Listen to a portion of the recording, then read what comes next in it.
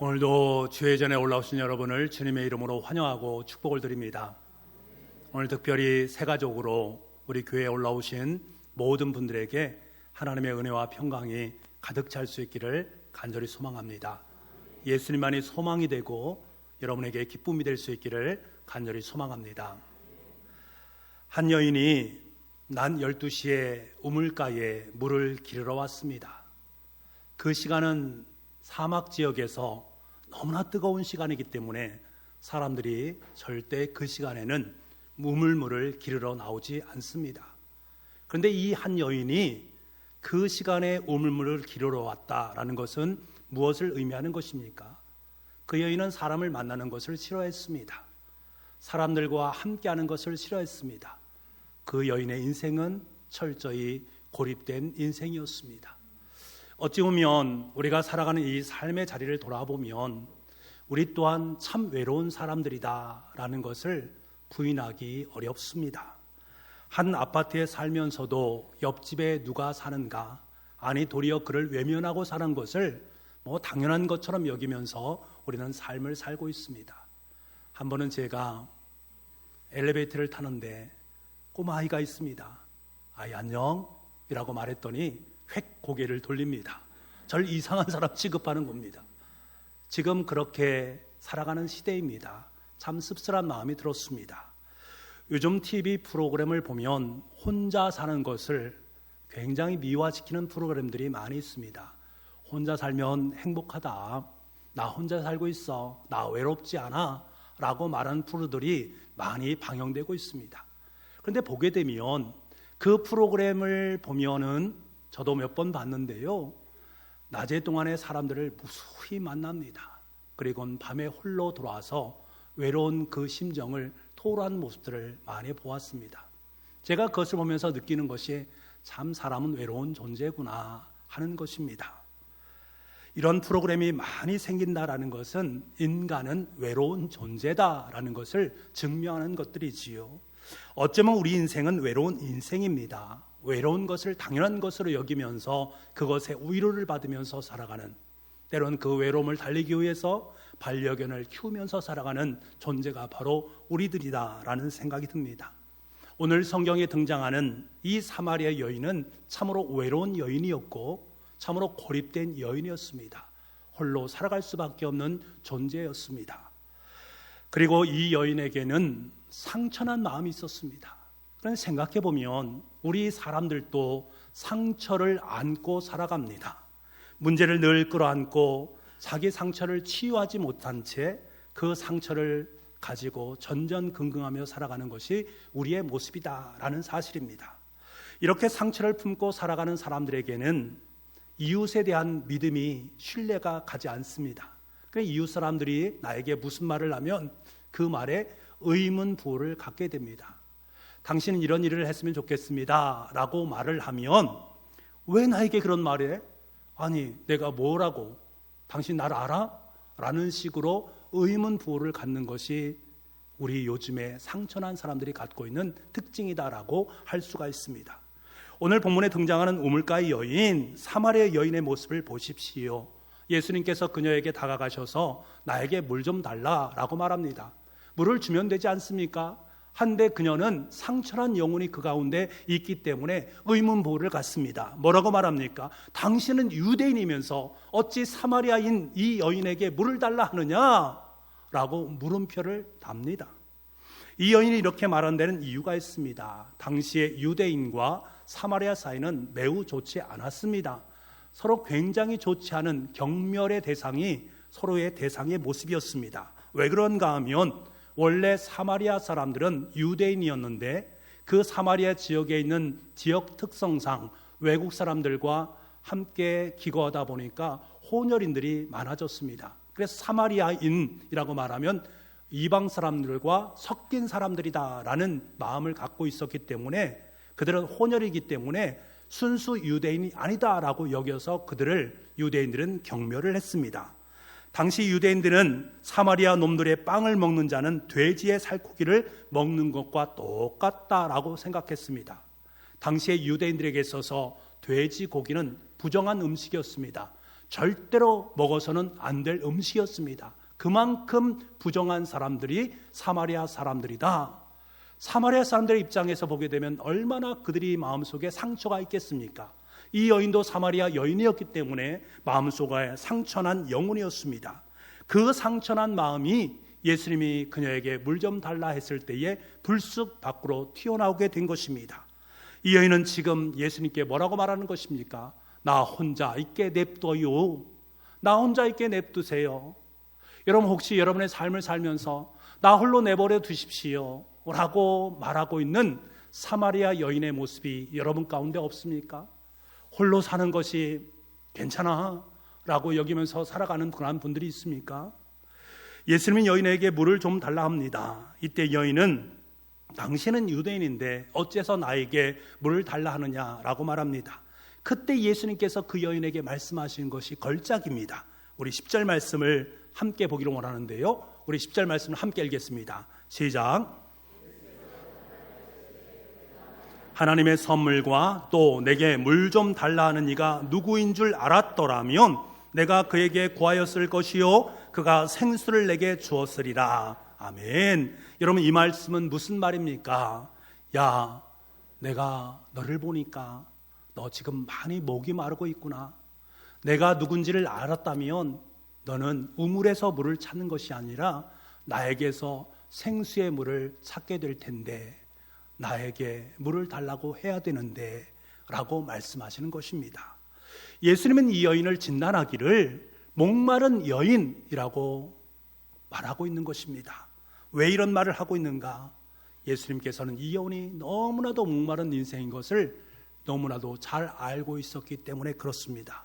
얼마나 목이 말랐으면 남편 5명으로도 모자라서 지금 6명의 6번째 남편을 모시고 살겠습니까?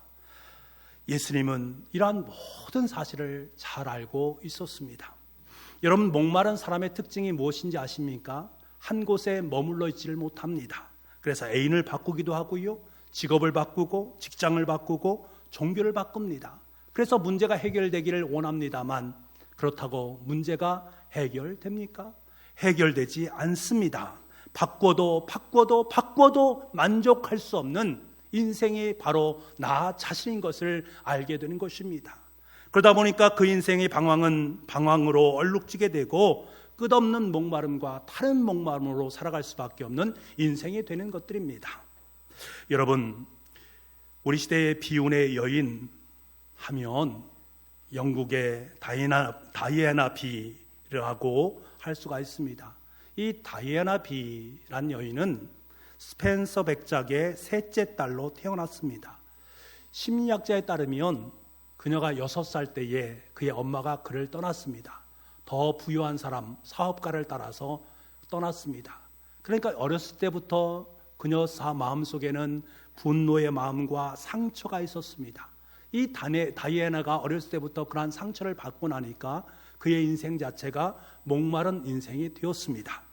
그녀는 찰스 왕세자와 결혼을 하게 되지요. 이 결혼이 얼마나 세계 결혼식이었던지 전 세계의 실황으로 중계가 될 정도로 굉장히 뜨거웠던 결혼식이었습니다. 그녀는 타고난 매력과 카리스마를 발휘하면서 자신의 모든 것을 이용해서 가난한 어린아이들과 또 많은 사람들을 자선 활동으로 돕는 역할을 했습니다. 그러한 모습을 바라보니까 얼마나 귀합니까? 많은 사람들이 그를 따라다니면서 또 파파라치들은 그를 따라다니면서 계속해서 사진을 찍습니다. 그녀의 움직임 하나하나가 신문과 잡지의 메인을 장식하는 모습을 보게 됩니다. 하지만 여러분, 겉으로는 이렇게 화려한 모습이었지만 그의 내부적으로 들어가면 그 찰스 황제와 남편과 불화가 계속적으로 깊어갔습니다. 그래서 결국은 마지막에 결혼을 포기하고 이혼을 하게 됩니다. 이때 그녀의 버림받은 자신의 내적인 공허함, 그것을 다른 것으로 채우기 위해서 대리 만족할 것을 찾습니다.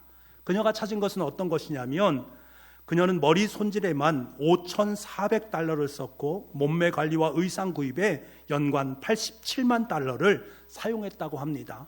뭐 지금도 엄청난 금액이지만 그 당시에 더 엄청난 금액 아니겠습니까? 그럼에도 그 공허한 마음이 채워지면 좋을 터인데 채워지지 않는 것입니다. 그래서 그는 자살을 5번이나 시도하게 되었고 거식증에 걸려서 많은 어려움도 있었고 또 많은 남자들을 바꾸는 그러한 참 처량한 인생을 살게 되었습니다. 여러분, 이 다이애나 비의 모습과 사마리아 여인의 모습이 참 공통점이 많이 있습니다. 그 많은 공통점 중에 유일하게 중요한 공통점은 목마른 인생이다라는 사실입니다.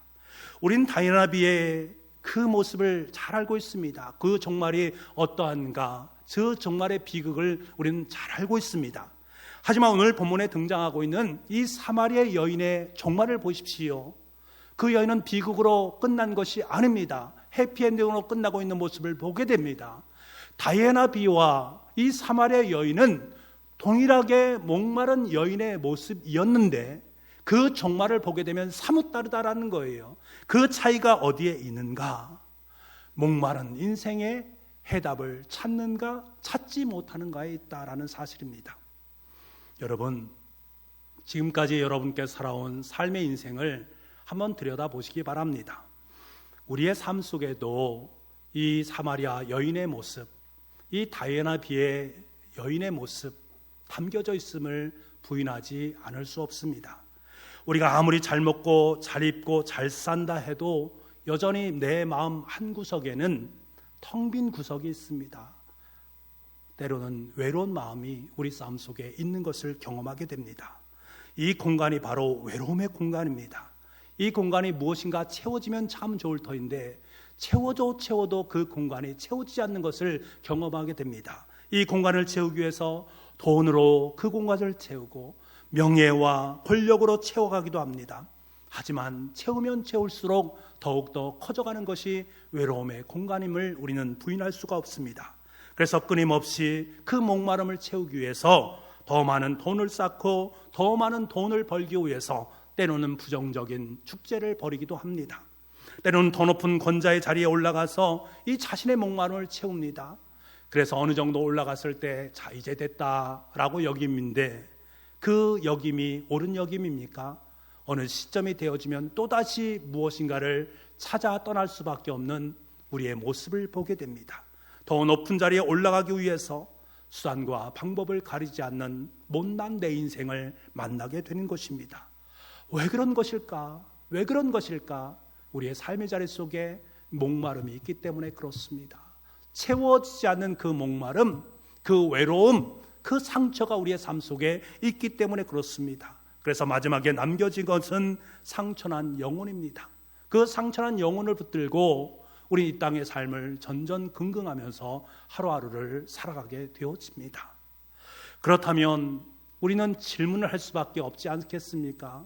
도대체 이 외로운 인생, 도대체 이 상처난 인생, 도대체 이 목마른 인생을 어떻게 내가 우물가의 연이 발견했던 것처럼 그것을 해결할 수 있는 방법을 찾을 수 있을까?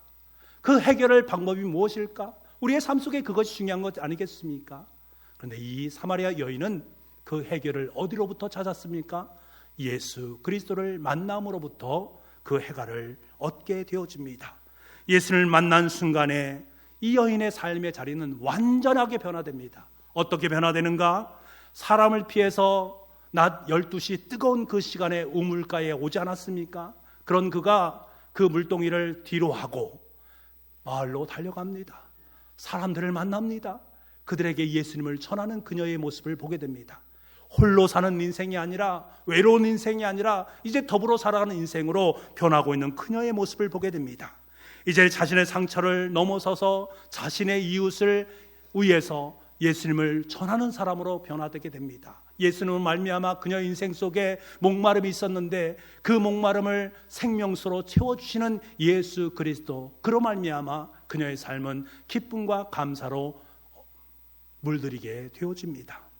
그렇다면 여러분, 우리에게 매우 중요한 한 가지 질문이 있습니다.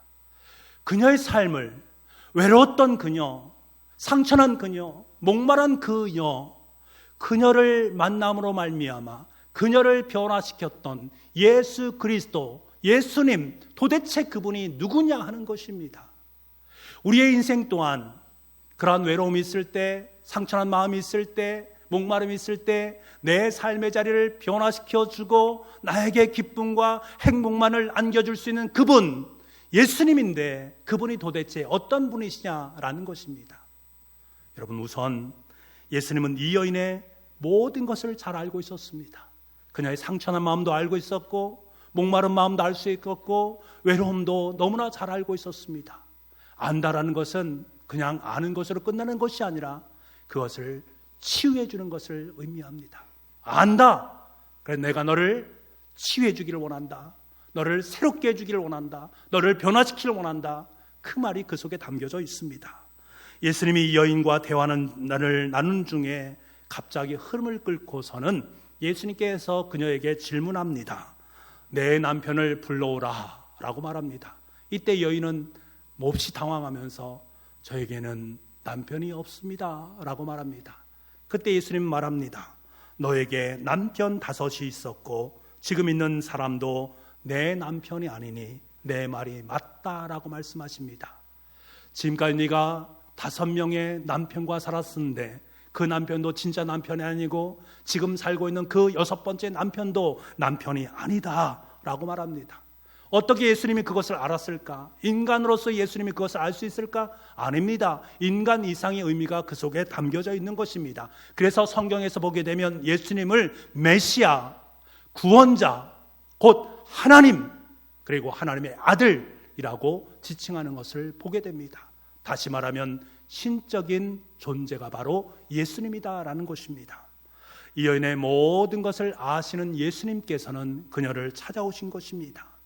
예수님과 그녀가 만남으로 말미암아 그녀의 모든 아픔은 사라지게 되어지고 이제 하나님을 기뻐하는 하나님의 사람으로 아름답게 변화된 그녀의 모습을 보게 됩니다. 여러분, 우리의 인생에서 가장 중요한 것, 가장 필요한 것, 돈, 명예, 권력이 아닙니다. 여러분의 삶의 자리 속에 이것이 너무나 중요해서 내가 돈을 붙잡고 권세를 붙잡고 명예를 붙잡고 살아가는 것, 이것만 있으면 내 삶의 자리 속에 모든 것이 충족되어진다. 그렇습니까? 그렇지 않습니다. 우리 인생은 그렇지 않습니다. 여러분에게 꼭 필요한 것은 외로움과 상처난 그 마음, 목마른 내 인생, 그것을 채워주실 분이 나의 삶 속에 가장 필요하다라는 거예요. 그분은 여러분을 잘 알고 계십니다. 그분은 여러분에게 가장 필요한 것이 무엇인가 잘 알고 있습니다. 그분이야말로 여러분의 인생을 가장 행복하게 만들어갈 귀한 분이시다라는 사실입니다. 그분이 누구인가? 사마리아 여인이 만났던 예수님이십니다. 그 예수님이 지금 저와 여러분과 함께하기를 원하시고 계십니다. 그 예수님께서 지금 여러분에게 말씀하세요. 뭐라고 말씀하시는가? 고린도후서 6장 2절 말씀에 이렇게 말씀하십니다. 보라, 지금은 은혜 받을 만한 때요. 보라, 지금은 구원의 날이로다. 예수님께 여러분에게 말씀하시는 거예요. 야, 지금 바로 이 시간이 내가 은혜 받을 시간이고 지금 이 시간이 구원받을 시간이다 라고 말씀하십니다. 네가 예수님을 믿기만 하면 너의 삶 속에 은혜가 깃들여지게 되고 너의 삶 속에 구원의 역사가 임하게 되어진다라는 것을 우리에게 말씀하십니다. 이것을 그래 나중에 믿어야지가 아니라 지금 은혜가 내 삶 속에 왔으니 그 은혜를 붙잡아야지요. 지금 구원이 내 삶 속에 왔으니 그 구원을 붙잡아야 되지요. 지금 바로 이 시간입니다. 여러분, 오늘 우리 교회에 처음 나오신 분들 아마 여러분을 모시고 본 분들이 계실 것입니다. 그분들의 얼굴을 여러분은 보셨습니까? 그분들 얼굴이 어떠했습니까? 너무나 행복하고 너무나 기쁜 얼굴 아니었겠습니까? 우리 교회 한번 가봅시다. 그러면서 찡그리면서 우리 한번 교회 가보 이렇게 말씀하시는 분은 아마 아무도 없었을 것입니다. 활짝 웃으면서 내가 교회 가서 예수님을 만났더니 행복했습니다. 기뻤습니다. 그래서 당신을 교회로 초청합니다. 그렇게 말씀하신 분들 아니겠습니까? 여러분, 그분들에게도 상처난 마음이 있었습니다. 외로운 마음이 있었습니다. 목마른 인생이었습니다. 그런데 예수님을 만나고 난 후에 그들의 삶이 변화되니까 그들의 얼굴이 밝아지고 기쁨이 있고 행복이 넘치는 아름다운 모습으로 변화되었던 것입니다. 그분들은 고백할 수 있습니다. 당당하게 고백할 수 있습니다. 예수님께서 나를 구원해 주셨습니다. 예수님께서 나를 구원해 주셨기 때문에 나는 지금 행복합니다. 더 이상 나는 외롭지도 않습니다. 더 이상 나는 상처난 영혼을 갖고 있지 않습니다. 더 이상 목마른 인생이 아닙니다. 나는 예수 그리스도로 말미암아 만족될 인생을 삽니다. 그 예수님을 만나시기 바랍니다. 예수님이 짱입니다 라고 고백하는 줄 믿습니다. 사도행전 16장 30절 말씀을 보게 되면 내가 어떻게 하여야 구원을 받을 수 있습니까? 라고 말합니다. 그때 뭐라고 베드로가 대답하는지 아십니까? 주 예수를 믿으라. 그리하면 너와 내 집이 구원을 얻으리라 라고 말합니다. 너도 살고 내 가정도 살 수 있는 유일한 방법, 예수 그리스도를 믿는 것이다 라고 말합니다. 예수님은 친히 저와 여러분에게 말씀하십니다. 나는 길이요 진리요 생명 되신 예수님을 믿어라. 예수님을 내 마음속에 모셔서 마음의 빈 공간을 채워라. 그렇게 되어지면 너는 구원을 받게 될 것이고 너만 구원받는 것이 아니라 내 가족도 구원받게 될 것이고 그렇게 되면 참된 행복과 참된 기쁨이 너의 가정 속에 너의 삶 속에 임하게 될 것이다. 더 이상 상처로 눈물 흘리지 않게 되어지고 더 이상 외로워서 나 외롭습니다. 나 너무나 외롭습니다. 라고 말하지 않아도 되고 더 이상 목마른 인생으로 살아가는 것이 아니라 주님께 주시는 생명수로 날마다 감격하며 살게 되는 은혜를 누리게 될 것이다 라고 예수님께서 친히 말씀하고 계십니다. 여러분 이 은혜를 받으시기 바랍니다. 지금 받으시길 바랍니다. 이 시간에 영상 하나를 보기로 원합니다. 주님께서 여러분께 정말로 주고 싶은 주님의 마음이 담겨져 있는 영상입니다. 잘 보시고 예수 그리스도를 여러분의 마음속에 영접할 수 있는 은혜가 있기를 원합니다. When I'm down and all my soul's so weary, when troubles come and my heart burdened be, then I am still and wait here in the silence until you come and sit a while with me. You raise me up so I can stand the mountains. You raise me up to walk on stormy seas. I am strong when I am on your shoulders. You raise me up to more than I can be.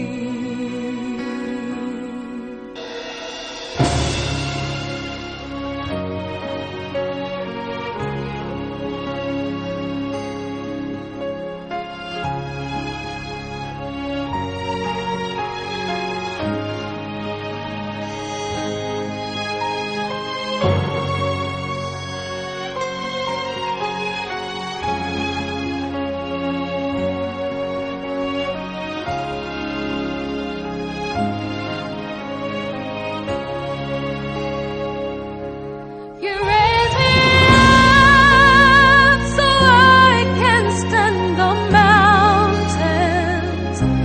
You raise me up to walk on stormy seas. I am strong when I am on your shoulders. You raise me up to more than I can be.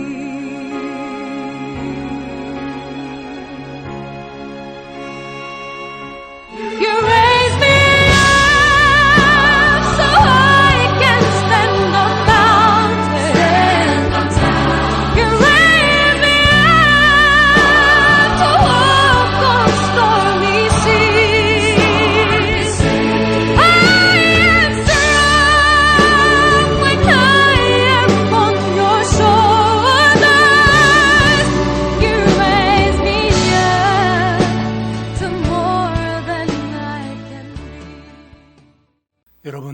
예수님께서 친히 저와 여러분에게 주시는 구원의 약속 붙잡으시기 바랍니다.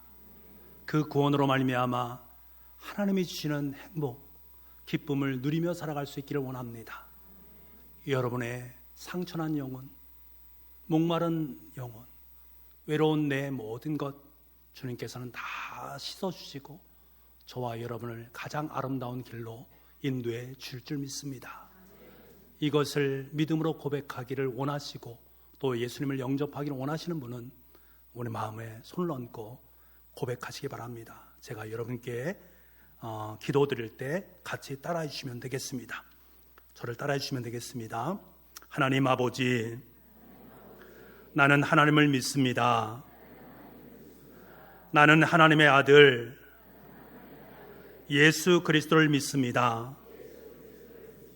예수님, 나의 죄와 허물을 용서해 주세요. 나도 천국 가고 싶습니다. 예수님의 이름으로 기도드립니다. 아멘.